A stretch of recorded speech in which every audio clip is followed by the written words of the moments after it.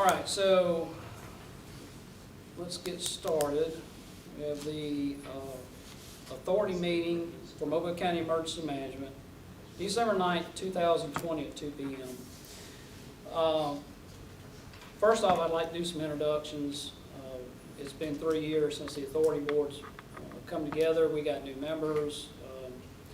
There's new representatives for some new mayors that we have. I'll start the introduction with myself, and then Mr. Eddie Kerr with Mobile County can introduce himself, and we'll move to the back and introduce the gentleman from Sims. My name is Shane Lovett. I'm the Deputy Chief of Operations for the Saraland Fire Rescue Department. I was elected to the position to represent the at-large members of the small municipalities within Mobile County in 2017, which will be in the minutes that we will approve here in just a minute. I've been in this position ever since then. I enjoy doing what I'm doing, and I look forward to serving in this position at the pleasure of my mayor and others that agree that I'm here. Mr. Kerr. Yes, this is Eddie Kerr. I'm the Deputy County Administrator for Mobile County, and I've been on the board, the Executive Committee, acting on that committee for about the last 6 months. I've enjoyed working with Shane and Barbara on this committee. I think we're doing important work here, and I'm happy to be a part of it. Good. Also not in attendance today, but part of the executive committee is James Barber, or Chief Barber, with the City of Mobile. He represents the City of Mobile. Like I said, he's not here, but he is the third member of the executive committee, and he is the City of Mobile representative. In attendance with us today is the new mayor of Sims, Mayor Van Hook, and the fire chief from Sims. Would you introduce yourself? Like you said, my name is Brandon Van Hook. I'm the new mayor of Sims. This is the first meeting for me, and I'm glad to be here. Glad to have you. Thanks for having us. My name's Kevin Brooks, Fire Chief, City of Sims. Been with the fire department there for about 6 years. Also the EMA director there, and just want to stay informed. Good. Who is on the line from the City of Pritchard? Would you introduce yourself?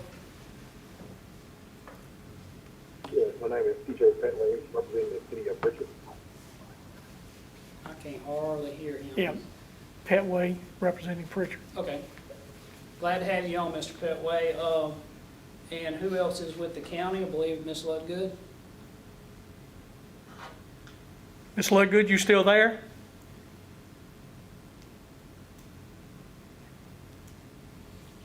Maybe she dropped off. Yeah. Soon to come back. So that's who's in attendance today, and that gives us the 25% that we need to have a quorum to officially have the authority meeting. So with that, we'll move through the agenda. Item number 1 on the agenda is old business, and it's really old business. It's from the minutes from March 10th, 2017. And like I'd mentioned before, that's where I was elected to represent the at-large municipalities. So I've read the agenda. Mayor, are you going to be are you the representative on the authority board, or are you going to make the fire chief? It'll probably be the fire chief. Fire chief. We haven't really discussed that, to be honest with you. Okay. Either one of you for right now can vote. And when we say yea or nay, either one of y'all can vote for right now. Mr. Petway from the City of Pritchard online, you can also, as the mayor's representative for Pritchard, well, actually, they can't vote. We can vote. Yeah. Until the end of the year. Okay, Yeah, okay. yeah. So, yeah, if you would, you can vote, even though that you're tuning in remotely, you can still vote. The first thing is the minutes for March 10th, 2017. We need the approval of the minutes.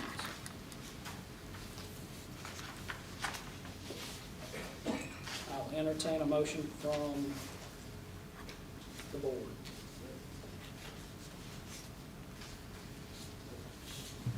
I make a motion that we approve the board minutes as presented.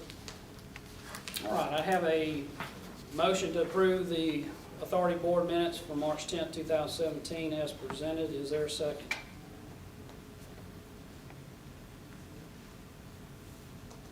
Second. I have a motion and a second. All those in favor of approving the minutes? Aye? Aye. Aye. All those opposed? None.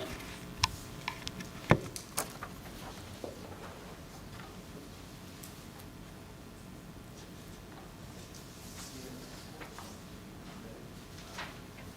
get them to sign also?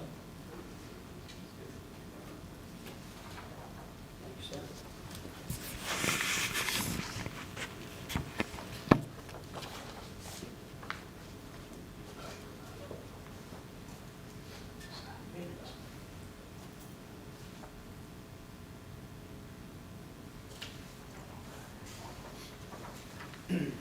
All right, item number 2 on the agenda is agency update.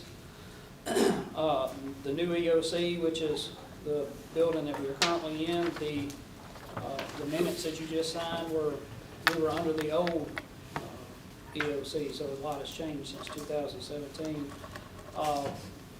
Mike, is that going to be for you? Yeah, I can give a very quick update. This is Mike Evans. I work here at Mobile County EMA. We moved into this building in the fall of 18. It was probably at the end of September, 1st of October, and have been operating out of this building since then. 2019 was overall a quiet year for everybody. We really didn't have a lot of big events where we activated. However, 2020 has been a much different animal.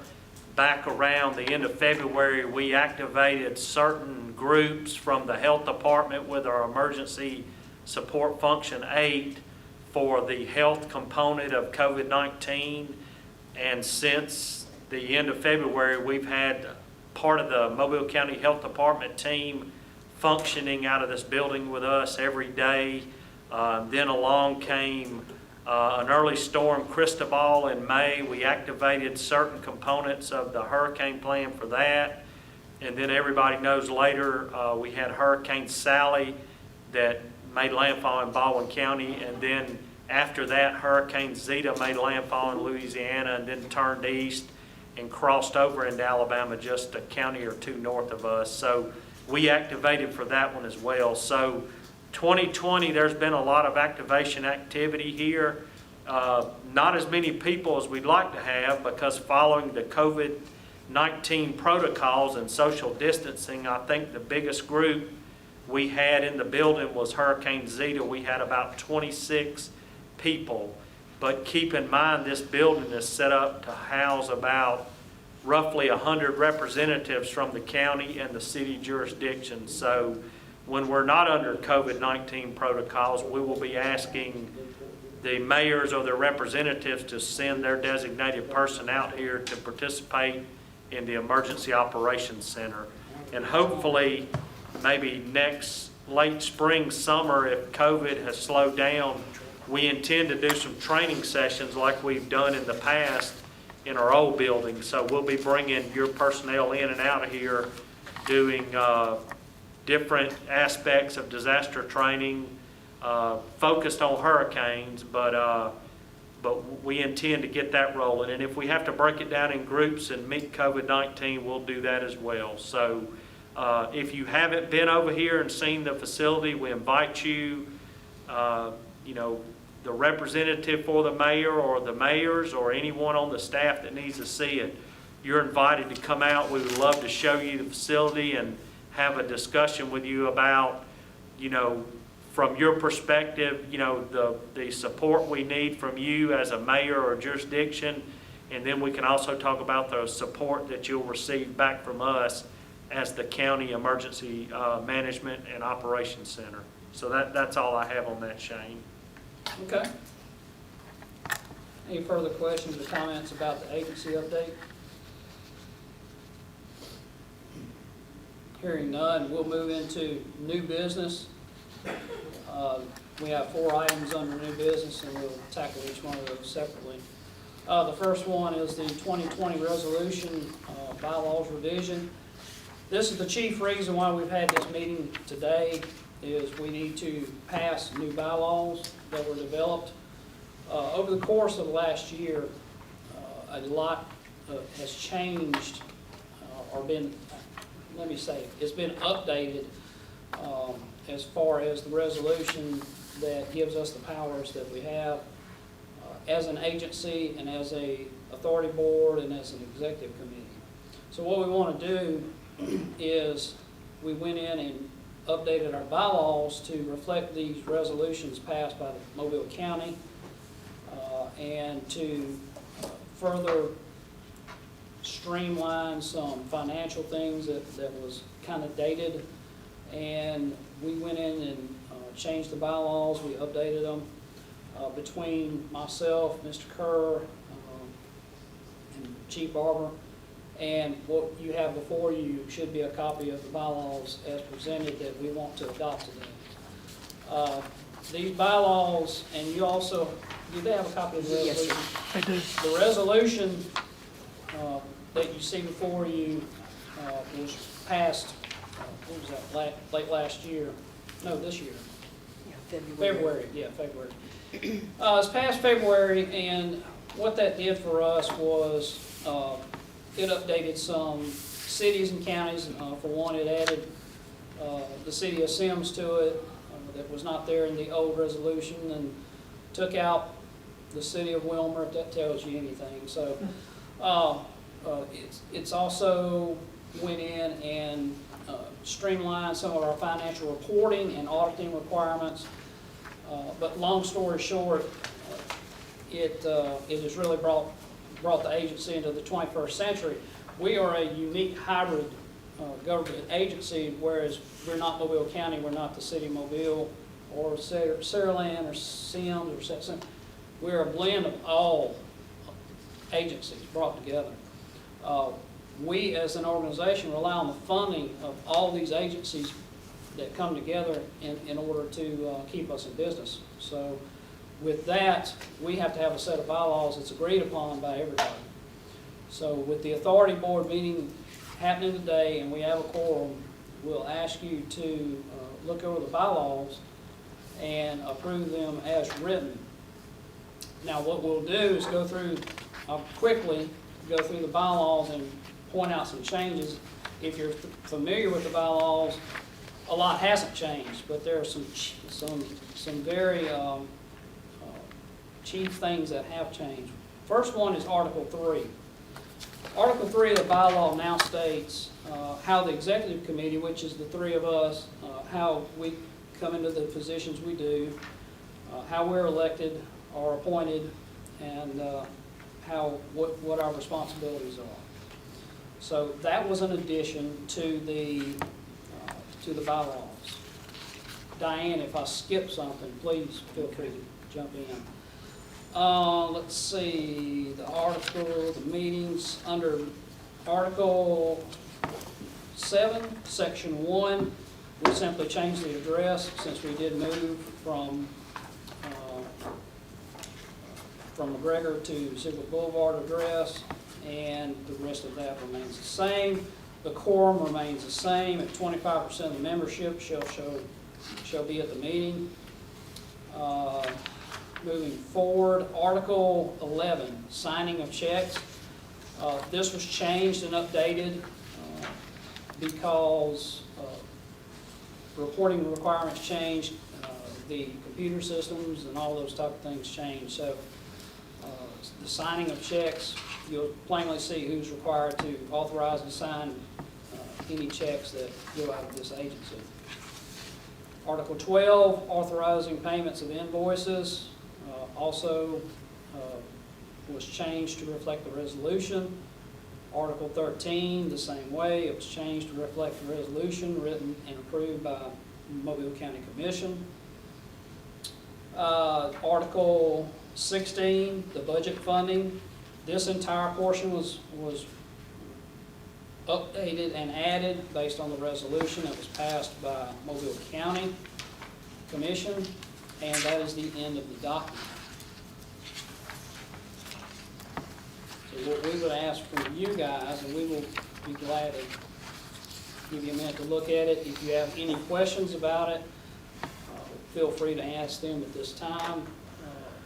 We will accept comments and questions and then ask for a motion.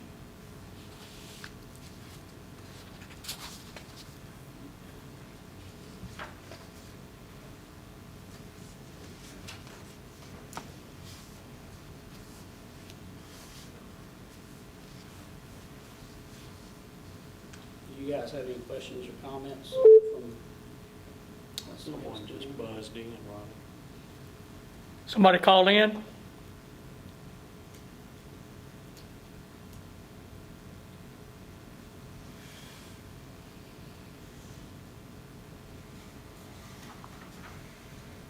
All right, not hearing anything.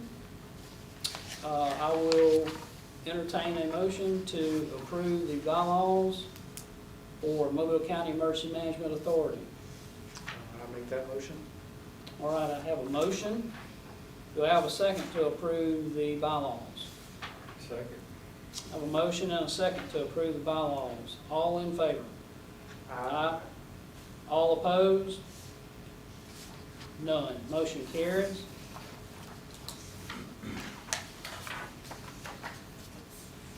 All right, we'll move on to the updates. Every month, the executive committee meets and we get an update on whatever disasters are occurring. And of course, right now, the main disaster that is occurring is the COVID-19 pandemic. It's been an ongoing operation out here since the start, since February, March. So what we're going to do right now is turn it over to Mr. Adair and Mr. Evans and get an update on the actions and preparations for COVID-19. We'll start out with Mike talking about COVID. He's on the Unified Command for Mobile County. He's a facilitator on meetings every week since this thing has started. So Mike, if you want to give everybody an update. Yeah, so, I mentioned when I was talking about the EOC earlier back in February, well, even in January, we started having the COVID-19 discussions, and then we started meeting regular. We brought the health department team in here, the emergency support function 8 team in. And so probably sometime in mid to late March, Dr. Isho with the health department had been talking quite a bit with Mayor Stimson and Commissioner Ludgood, and they got the idea to form a unified command to deal with COVID-19. And they also invited Mayor Rubenstein from Saraland to participate, and he agreed that he would participate, and then he would share all the information and gather feedback from the other mayors out in the rest of Mobile County. So this Unified Command team's been stood up since the end of March. We started out, we were doing our meetings on a Zoom conference call. We were doing meetings 5 days a week. And then the actual principals, the commanders were doing a call once a week. So now we've kind of moved through time, and that meeting, the regular Unified Command meeting is only happening once a week on Tuesdays at 8:30.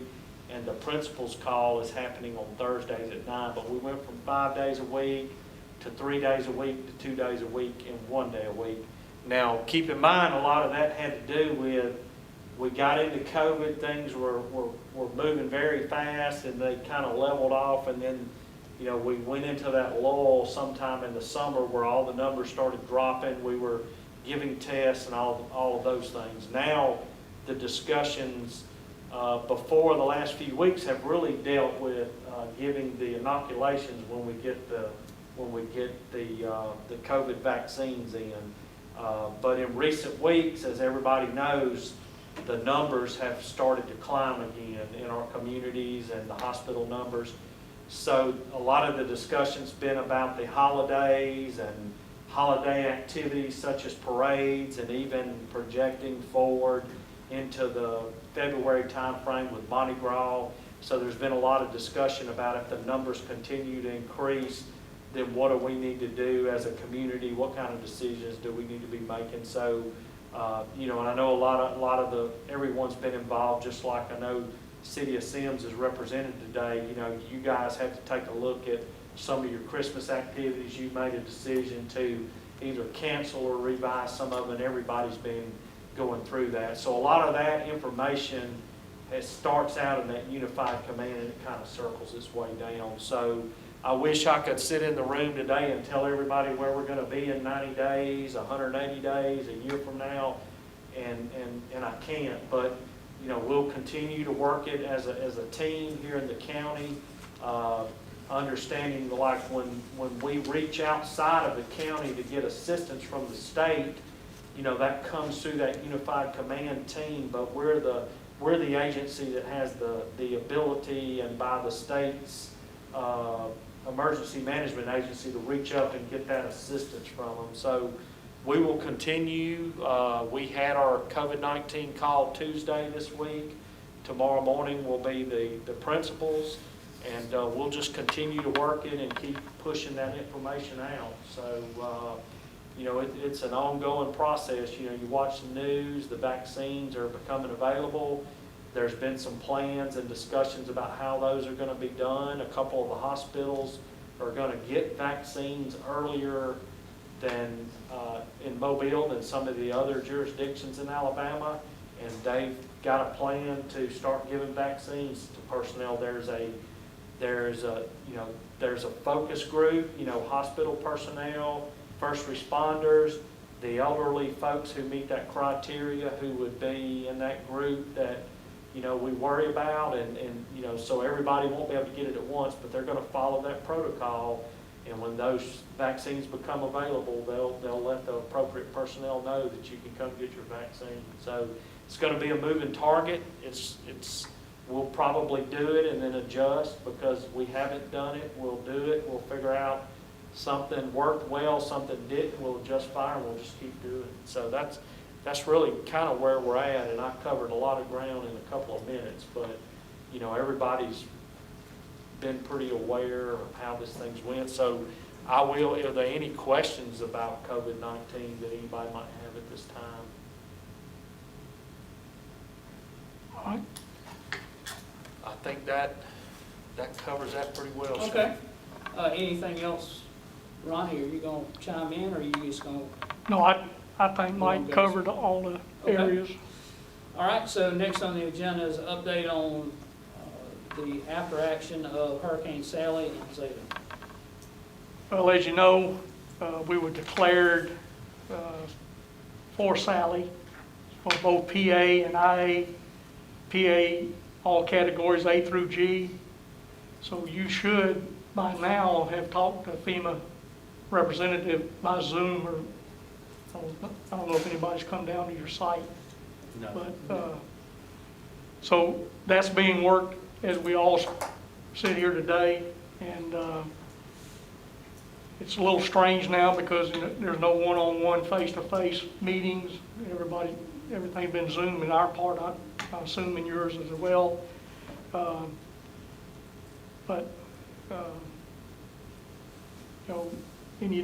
Any comments or any problems or anything that you've had so far with Sally? I know.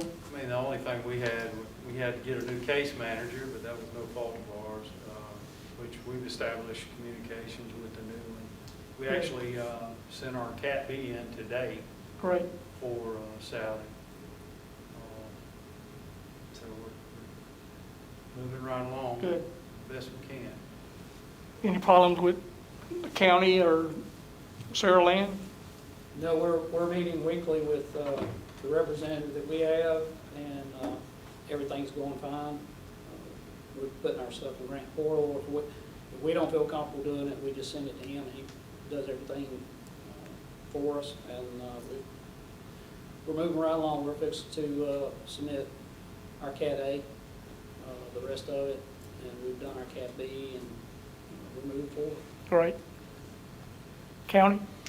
Same, we are working, our biggest thing is debris, and we're working through that.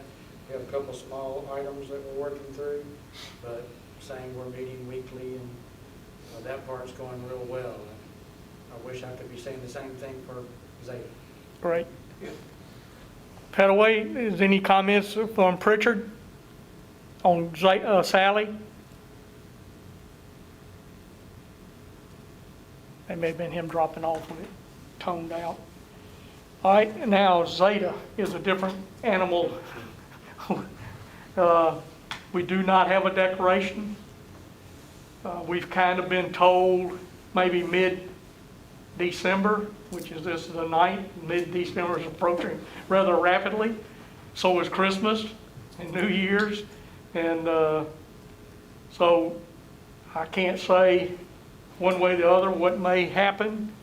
You know, if they declared on the 15th or whatever, there's a lot to be done to get, you know, have meetings and get things started. So we'll see how that works out. But don't let me give you the impression something's going to happen on the 15th, because that's just talk on the side. And I know there's been a rather big bunch of conversations about who's at fault about the declaration not being done to date. And, you know, that's really neither here nor there. We're sitting down here on the ground, you know, ready to get started, and, you know, it isn't happening. So, but I assure you, as soon as we get any kind of notice, one way or the other, we'll pass it on as we always do. And so I know it's frustrating. You're sitting there for a long time now with documentation and ready to, you know, most people haven't picked up anything because they don't want to confuse the issue of what was Sally and what was Zeta and all that kind of stuff. So all I can tell you is we're in a holding pattern, and as soon as we hear something, we'll let you know. Any comments about Zeta as far as you? I think the only comment that I would have is that I met with Representative, Bradley Byrne, and he said that, he told me about December that would be done, but he said that the issue, he thought the issue was because FEMA was coming out with a new plan to cover more of the cost. So I don't know if that has anything to do with it or. Well, we've heard that too, that 90% instead of 75. And in the case, and they're talking, the word we got was they're talking about any disaster that happened in 2020. So it would go back and cover Sally as well as Zeta. And so, but even if that don't happen, I'm sure you know, with Sally, it's going to be 87.5% because 75 is going to be FEMA and 12.5 is going to be the governor's office. So you're only going to get stuck with the 12.5% if in fact the 90%, because my understanding is it's only gone through the House. The Senate hasn't approved that yet. So at least we haven't been notified of any of that being the case. He had made a comment that it was 90% FEMA and then 5% the governor's and then 5% us. Yeah, that's always her option to do half or all of it. There's been cases, you know, like Katrina that, you know, it would 10%, but 25%. But like I said, be assured that if anything, we get any notice whatsoever, we immediately get it out to all the jurisdictions in the county as rapidly as we can. And so one thing you can be assured of, everybody in this room, you know, we got a pretty quick declaration for Sally.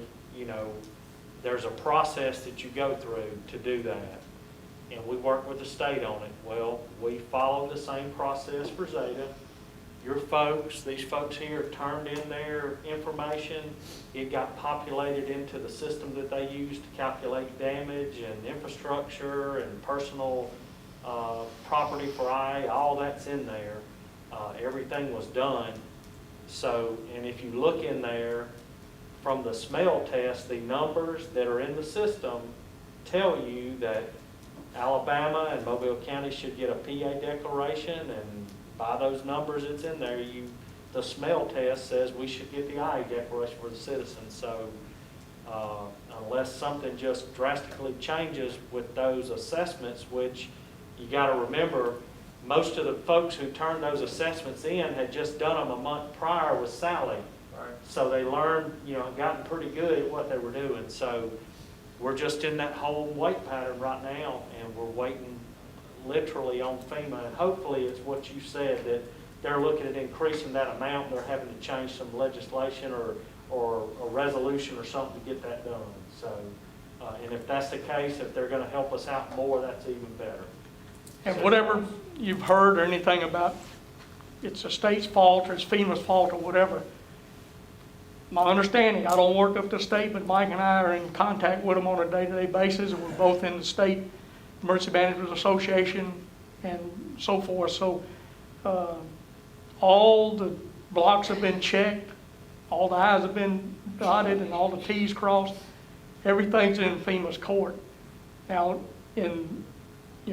they're also hand-tied too. They pass that forward to the White House, and if it doesn't get ruled on, they're at a standstill as well. So Right, I don't want you to think that, we're not hearing the it's so-and-so's fault, we're not hearing Right. that. That's great. All we're hearing is why, Yeah.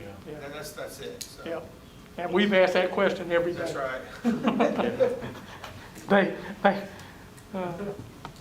Only reason somebody answers the phone up at the state, we got friends that work for the state, and they'll talk to us. But anyway, any problems you have or any questions you have or anything, anytime, just call Mike or I, and we'll either have an answer or get an answer for you. Right. And that's all I have, unless you got any other comments. All right.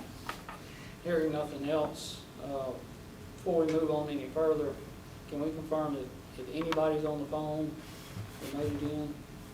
Is anybody on the phone now? I think those two are dropped off. All right. All right, so with that being said, we have 30 people in attendance. Does that give us a quorum? Does not now. Yeah. All right, so what we want, that changes what we want to do on Yeah, the last item. let's just We just go. update those that are here on what we're thinking. We will follow up. Oh, we can call it. Take action later. All right, so what we wanted to do, what we wanted to do was present an issue that we have and a solution as far as emergency notification in Mobile County to the authority board and possibly get a motion voted on. But since we now no longer have a full quorum here, we cannot legally do that.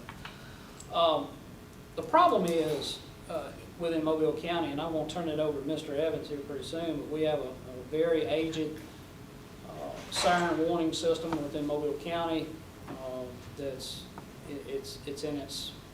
it's seen better days, and we need to replace it.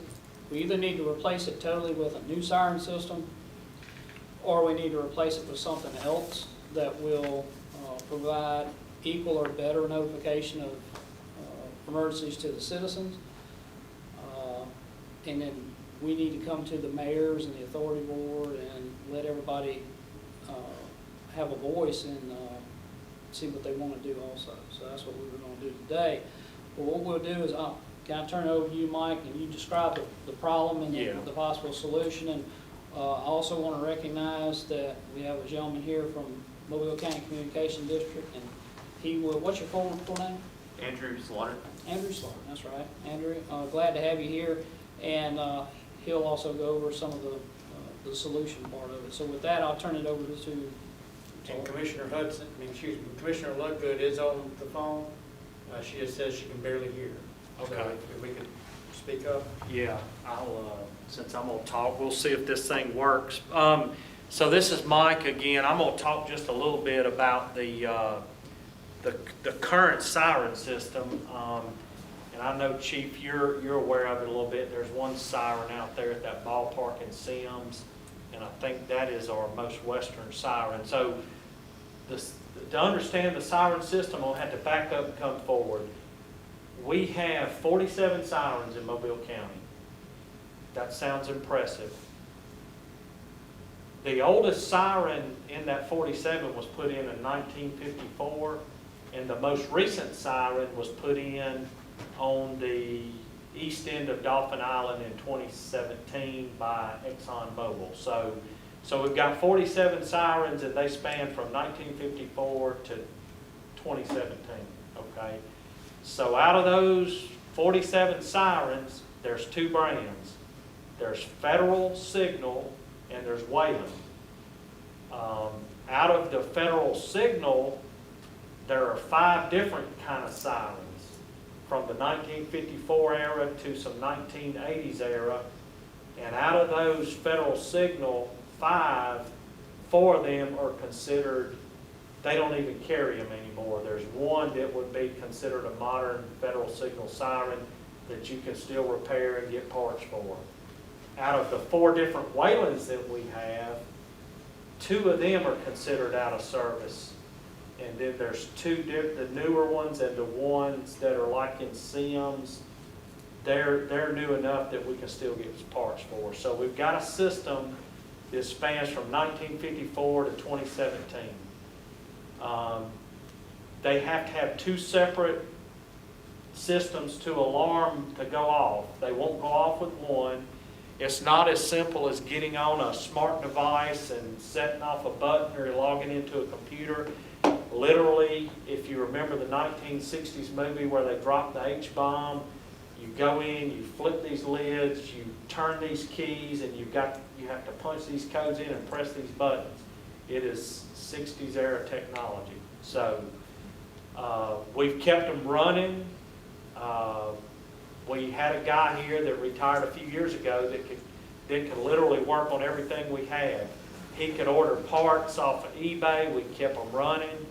But we've gotten to the point now that a majority of those older ones do not run.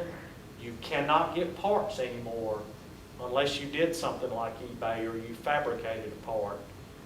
There are many of them we know. We had an assessment done last year. We know there's a lot of them that will not sound. And when I say they will not sound, it's not something simple like changing out a switch or a battery. It is a component failure that we would have to replace a component that we can't buy. So we had an assessment done that told us what the shape of them were in. We also had an assessment done if we were going to modernize that whole system and put it on an IT solution where we could sound them off of a computer or a smartphone with a login. You wouldn't just be an open source where you could log in, and then also have the capability where they could read the weather polygons from the weather service and go off and things like that for the tornado warnings. And so that bill came back and the executive board looked at it a couple months ago at about $1.6 million to do that. So in those discussions, if we spent $1.6 million and we put all brand new sirens and we got everything modernized with IT, that's great. We wouldn't have any problems, except for the fact that if we have a thunderstorm like we have around here, it's not uncommon for out of the 47, 5 or 6 or 10 to get popped by lightning in a given week, and now they're down until we can repair them. So it's not even just a matter of having them out there, it's a matter of being able to repair them. We don't have that capability. Part of that bid was for an outside company to do the maintenance on those sirens for us. So in that discussion about modernizing and spending all that money, one of the executive board members asked the question, is that the best way to notify the citizens? Well, the answer is no. The reason the answer is no is because if I showed you on a map where those sirens are, you got to think about the majority of them were put in from the 50s to the 80s. And from about 88 on, there's only been 1 or 2 here and there in the last 25 or 30 years. So if you look on the map, most of those sirens are in the extreme east side of the county, going down through like 43 in the city of Mobile, part of the county. really the west part of the county and the extreme northern part of the county do not have any sirens. So why is that important? Because if you look at the county demographics, in the last 25 years, the county population has done an extreme shift to the west. So from just a numeric standpoint, the majority of the citizens and where some of the businesses are, there's not a siren for them to hear to begin with. So then there's the whole second part of it about when people hear the siren, what does that mean, and so what do they do? And then really the final point is they're called outdoor warning sirens. They're meant to notify people in an outdoor setting. So if you're sitting at your house and you call me and say, hey, y'all sounded that siren that's about a mile away and I didn't hear it, first question is going to be is, well, where were you at? Well, I was sitting inside my house. Okay, well, it's an outdoor warning siren. The way houses are built today, sealed up, if you're in the house with a TV going, a dishwasher on the phone, you're not going to hear it anyway, unless you're probably directly under it. So, and then extreme weather affects them. They're supposed to have a mile radius around them.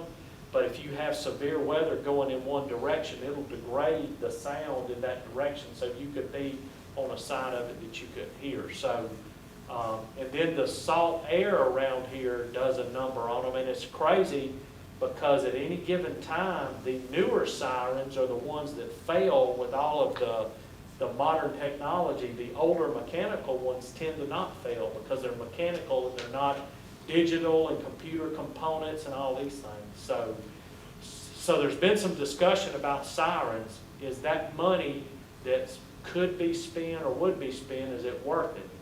And so then that leads to the question, well, if the answer is no, then how do you notify people? What is the way to, how do people get information quickly where they can assess it and make a decision? I'm in harm's way and I need to do something to get to safety. So some of the discussions, like, you know, I see the mayor has a smartphone laying on the table. Chief has his, Andrew has one. So most of us that carry a smartphone now, we probably have a series of apps that we use. We probably have the National Weather Service on here. I actually have a whole page of nothing but, you know, I've got the FEMA app, I've got the Alert FM app, Safety Net, WKRG, NBC 15. I've got the Mobile County EMA app. The National Weather Service. And so when we have severe weather or an event, this thing goes crazy. But so what do you want? You want a person to get informed as timely as possible, as quick as they can, so they can make the appropriate safety decision. So some of the discussions been with the technology now, and I got it, look, my parents are in their 80s over in Saraland. They don't even have a computer in the house. They've got a flip phone for a cell phone. They've got a home phone.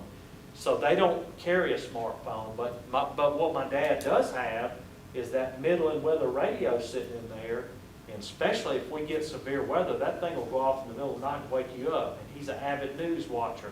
If he's up, he's got the news on. And we know locally, if we have severe weather, our meteorologists cut in and say, if you're on US 98 and Schillinger Road area, you need to be cautious and go get in your safe room. So there's a lot of ways to get information. There's also an even newer way that's been brought on board to us by the Mobile County Communications District.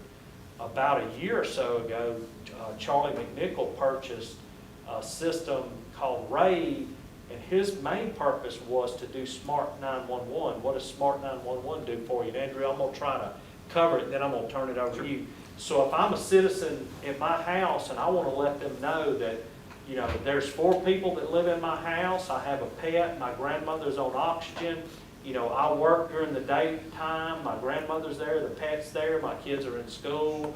Oh, and I also have, you know, something stored there that might be of a problem to first responders.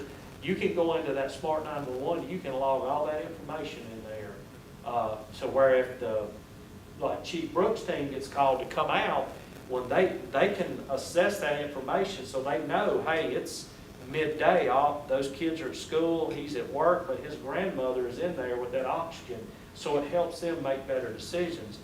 That system also has a capability to do, if a person wants to, they can sign up and via their smartphones and their email and their other phones, they can get messaging from us, they can get messaging from 911, they can get messaging from a jurisdiction.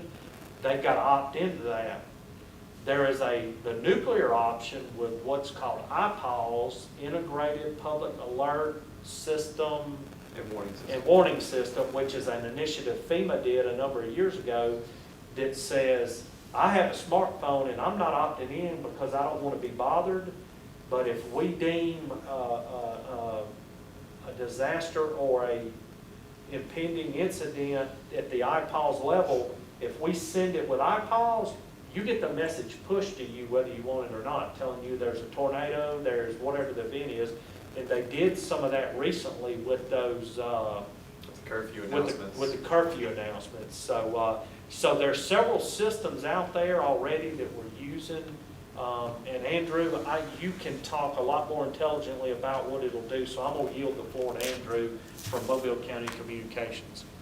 Sure. So the system that we're discussing is called Rave Alert. It's something that Mobile County Communications, as Mike said, purchased about a year ago. We're paying for it. We're furnishing it. We want everybody to use it.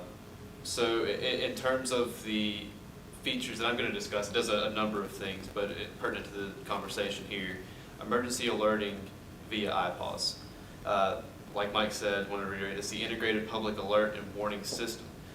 First off, I'm going to talk about the wireless emergency alerts. We use it to great success to alert the public to the curfews throughout the county after the tropical weather we had. It's a crazy season this year. I'm telling you, I did these alerts, I pressed the button, 5 seconds later, it hit my phone. It's the same system that the presidential alerts go through. It's the same system the state uses for Amber Alerts. It's the same system the National Weather Service pushes all weather alerts through. It's that same thing that interrupts whatever you're doing and tells you, hey, this is a very important announcement.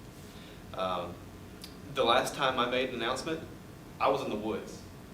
I called their 800 number, and they sent an announcement out for me. I was out cleaning up storm debris.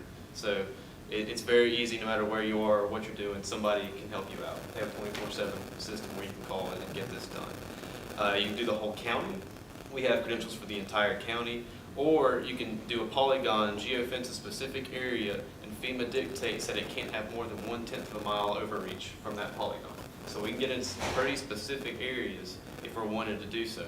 The Mobile Police Department has used it to set up a polygon on I-10 before to warn people of a major accident. And every time they come through that polygon, they're getting that warning. It works even if the network is congested after a storm. When everybody's trying to call and text, it still works. It preempts everything on that system. As long as those towers are still functional, it will get out to anybody that's on that tower. You can have up to 360 characters. Older phones, when I say older, I looked it up, and we're talking like iPhone 4, which came out, I think, 2010. They only support 90 characters, but anything sold within the last 7-8 years is going to do the full 360 characters. So ultimately, we're talking 90+% of the population here is going to be able to get these IPOL alerts. And I already touched on the active for people entering an area. There's another part that we haven't discussed, mostly because I don't know very much about it. It's something that we've dabbled with, but I know it may be helpful for this situation. It's the EAS system, the Emergency Alert System, that preempts radio, television, cable, satellite, and wireline services. Now, that's at the discretion of the station. So if you send out an alert on that channel, they may or may not break into their programming. But chances are, if you feel strongly enough about it to do that, they're going to. And also, very recently, they added Lamar billboards. All the electronic Lamar billboards in the U.S. are now part of that system as well. So you can have it popping up on electronic billboards too, as part of that same thing. Moving away from the IPOS, there's also the non-emergency alerting or the less immediate threats, the things that don't preempt everything. That's sign-up driven. Mike mentioned Smart 911. He's dead on with what it can do for you and do for citizens in an emergency and how it helps us. When it comes into our call center, it immediately pops up on our screen and gives us all that information that you've put in. And you can choose to put in as much or as little information. And you can also sign up for the alerts at that time. We're going to have multiple lists. So you can sign up for multiple things, pick and choose, cafeteria style, what you want to get alerted for, and if you want to get a phone call, email, text message, all that sort of thing. So that is something, again, that's sign-up driven, so only the people that want to get it are going to sign up. Now, the flip side of that is only the people that want to get it are going to sign up, so your numbers are going to be really low. Now, I have recently spoken to a couple of representatives from some chemical companies that were interested in doing some alerting of that style. Basically, they would handle a curated list, pass it off to us, or at least the community around, let's say, Africatown, and then we could alert the citizens of something like they're imploding a smokestack, and so nobody's alarmed at 6 a.m., right? So there's a whole lot that you can do with this system, and I think this is an excellent option. Again, we're paying for it. We're not asking anybody to pay any money for it, so it's already there. It's an excellent way to replace your aging system, if y'all so choose. So, and it's there. We're here to help. We'll do alerts. We'll train you, whatever needs to be done. And we're here to operate for anybody. We're not beholden to the city. We're not beholden to the county only. If any of the municipalities, SIMs, comes to us and says, we need this done, we'll work with you. That's what we're here for. We're here to operate for communications in the county. So we're always here to help. So, any questions? And in an earlier meeting, Charlie McNichol, the director, was here, and he mentioned that, Andrew mentioned that, their numbers on that system aren't high because someone has to opt in to sign up. So he told us 2 months ago they're working with a local, I guess, like a media marketing person, and they're going to put together a campaign that they want to roll out to encourage people to sign up. And he said when he does that, he'll ask some of us to put it on our websites for the city and the county and the EMA and other that people are going to, and our social media. And it's one of those things, like our app, it rocked along there and it had a certain number of people that were subscribed to our app. And then it picked up a little bit with COVID, but when Sally hit, it doubled. And then when Zeta, our app has quadrupled since then, because we were pushing out a lot of information on it. People were getting information instantaneously. So I think that's the same way with this system, Andrew. The more we can get it out there in front of people. But at the end of the day, like you said, with the EAS message or the IPOL message, if you're in this area that we send it to, you're going to get it whether you signed up or not. So for an immediate life safety situation, you're going to get that message. And and we know there's going to be people who say, well, I don't carry a smartphone. The next step in that would be, well, look, the first thing we recommend, because weather is most of it around here. There are other events, but it's a lot of weather. Get that weather radio. And, if it's a person that says they might not be able to get a radio on their own, we could probably find a way to help them get a radio. So there's other ways to get that information. So that was really, we wanted to have the discussion about, and nationally, if you go just kind of search it and look, you will see there's a national trend where a lot of jurisdictions are getting away from sirens, or they're reducing their amount of sirens, and they're focusing them only on maybe an outdoor venue. And a lot of that has to do because it's cost driven, they're maintenance heavy, and then technology is taking us in a lot of places now that we used to couldn't go very rapidly. So I think it's a combination of all of that. People are trying to figure out, where can I spend that dollar to get the best value to be able to warn people. And at some point they're saying, well, it's not really putting a bunch of sirens up for $30,000 to $40,000 a pop, and then within a couple of years having to spend another $5,000 to $10,000 to keep the things running over the next 5 or 6 or 8 years. So, and then, we've had crazy stories over the past. Some of the sirens down the south part of the county, hunters would decide to do target practice on them. We'd find out they didn't work because they were full of holes. And, we've had a few get tangled up in car accidents and get pushed over. So, that's a piece of equipment that's out there, and anything can. Then we've had some that didn't go off. We go find that people are smart enough that live close enough to find out how to shut the power off without electrocuting themselves. So, you know, those things are a mixed bag. They always have been. So I'm going to be quiet now unless Ronnie has something to add. Oh, that was good. So just to summarize, we're looking at, we have an aging system. We, in order to get that system where it should be, is about $1.6 million.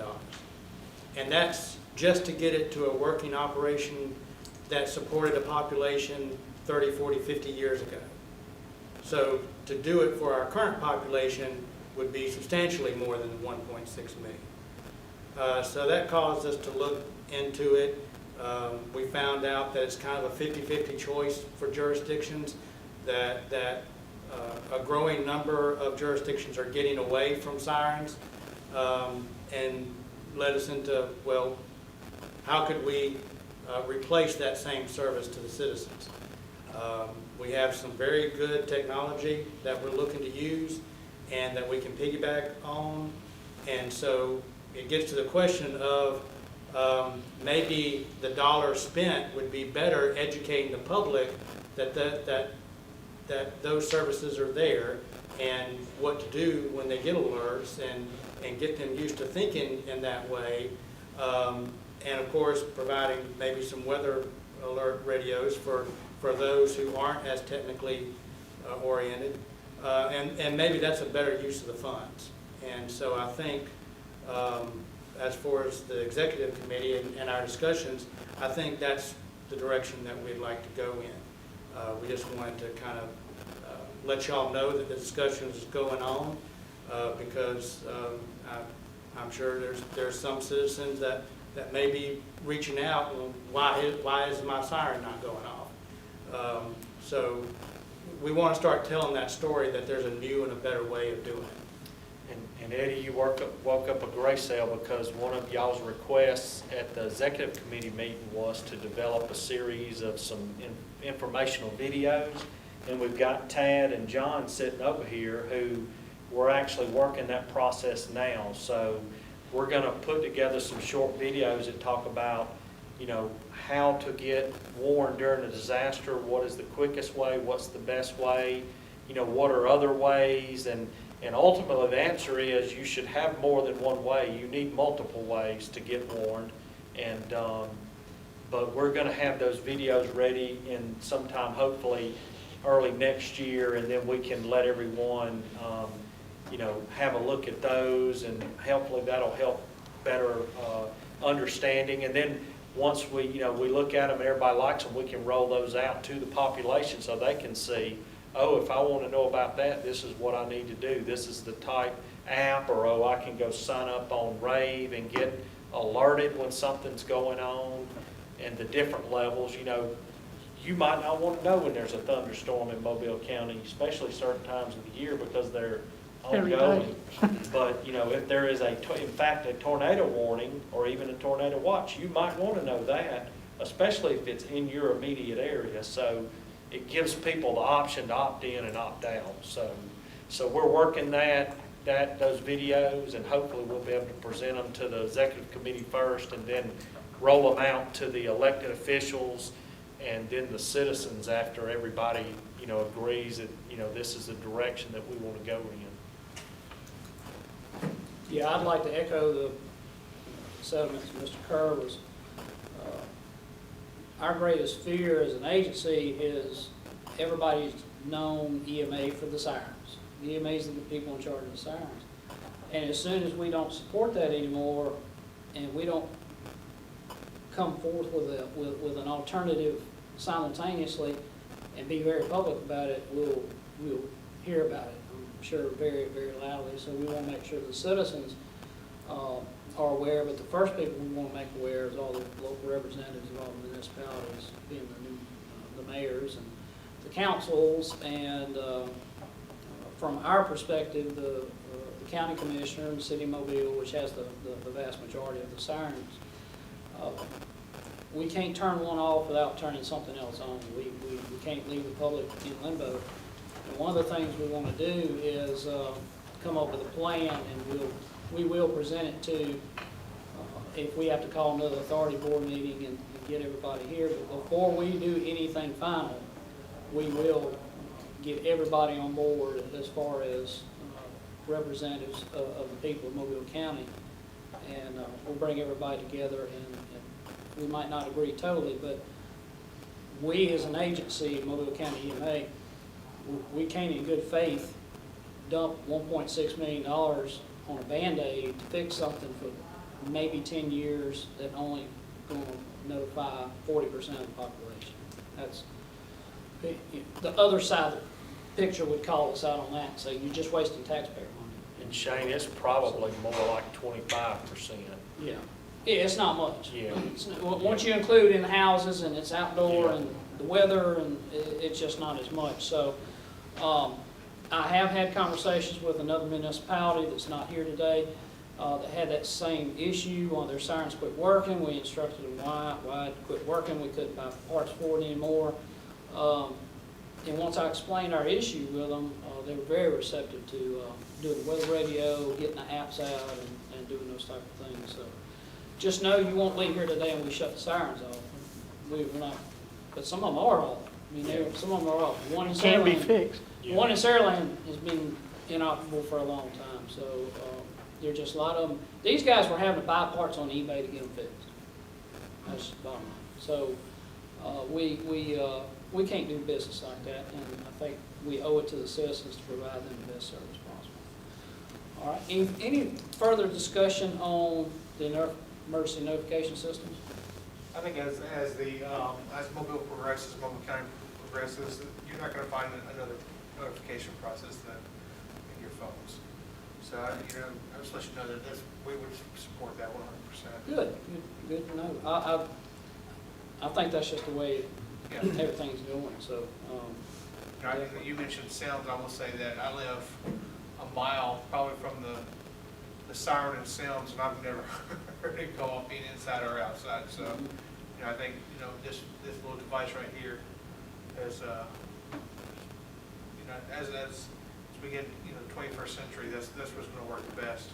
I'm not a mile away from it either, Mayor, and it just depends. If I'm outside in my backyard, I can maybe hear it a couple times early in the morning. I've heard it, but if it's a thunderstorm or something, you're just not gonna hear it. It's too much noise and it and being in the house and all. So, they had their day. Those things originally, the old ones were put up, and some of us are old enough to remember, and some of us aren't, but when they taught you in school to get under your desk, and we were going to have the bomb, the bomb drill, and then they kind of morphed into using them for other. And surprisingly enough, a lot of the industry in Mobile County have their own siren system within their facility that warns the immediate area outside of their facility, and they use them, and they're not part of ours, and that's part of that. When they had to go, like the reason we have the LEPC now and the EPCRA and RECRA laws that were put in place for the facilities, they have them and they use them. And the people that live near them understand what they mean. The people who do not because they don't have to. So it's a dynamic situation we're in, and at some point, sooner than later, we just gonna have to make a decision on what is the direction to go and spend the resources and the time to properly warn everyone. So that's where we're at today. All right, anything else? If y'all need me to be here for another executive meeting or assembly, whatever, I'll be here and I'll talk about it some more, and I'll happily answer questions anybody has. Great. Okay. Thank you. Thank you, Andrew. One of the things I did want to do was touch base with you after the meeting about, I think the meeting that you did come, we were going to be able to get some access to that as far as municipality. Sure. So if that's still available, I want to talk to you. I'll talk to you. All right, with nothing else being heard, I have a motion to adjourn. Motion. Motion, second, all in favor?